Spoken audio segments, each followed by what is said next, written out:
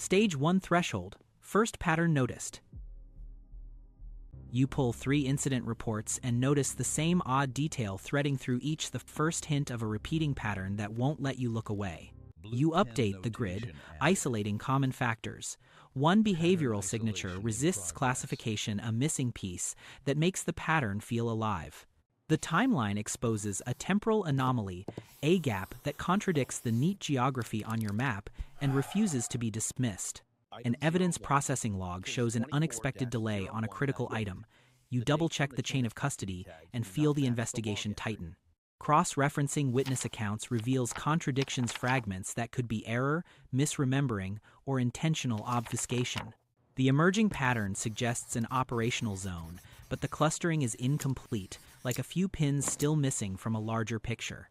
Forensics returns a report pointing to a unique modus operandi, new behavioral markers that deepen the pattern's profile. A minuscule fiber in evidence doesn't match the expected profile, a subtle anomaly that opens a fresh line of inquiry. The connections coalesce into a pattern. Crossing this threshold awakens a quiet doubt about what the full picture will mean. Each new link presses the pattern into focus, and with it, the uncomfortable pull toward an ethical reckoning. Advanced behavioral analysis confirms distinctive identifiers. The net tightens, the pattern is not accidental. Geographic and temporal coordinates stitch together into a clearer movement map, narrowing where and when the pattern occurs. Media narratives begin to diverge from verified facts. Public pressure shapes perception, forcing you to think strategically about disclosure. Fresh evidence arrives, perfectly processed, but instead of clarity, it complicates, revealing an unforeseen connection. Another cold lead ties into the cluster, forcing you to revisit lines of inquiry you'd set aside. Reading protocol beside witness testimony exposes an ethical conflict, duty and loyalty pulling in opposite directions. A jurisdictional handoff looms. One slip could create legal fallout. Coordination feels less procedural and more precarious. The map's pins now sit dangerously close to an unexpected personal context, introducing a new, troubling variable. A face on the board triggers a recognition that compromises your objectivity. The pattern's implications turn personal.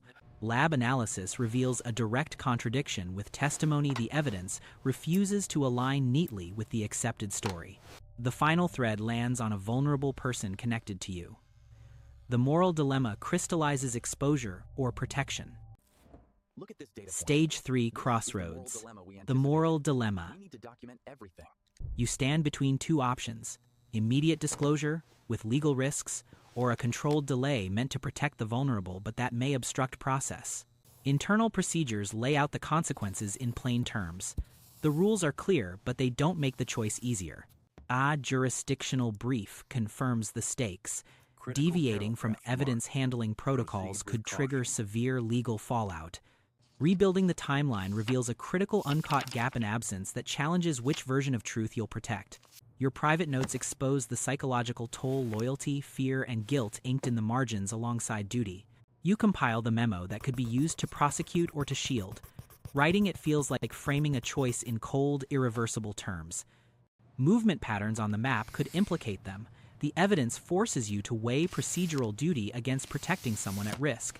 The sealed evidence is a row of immutable facts, each one a demand for truth, indifferent to personal consequence. You evaluate the risk of premature exposure, false confessions, trauma, and collateral damage if the truth surfaces unprepared.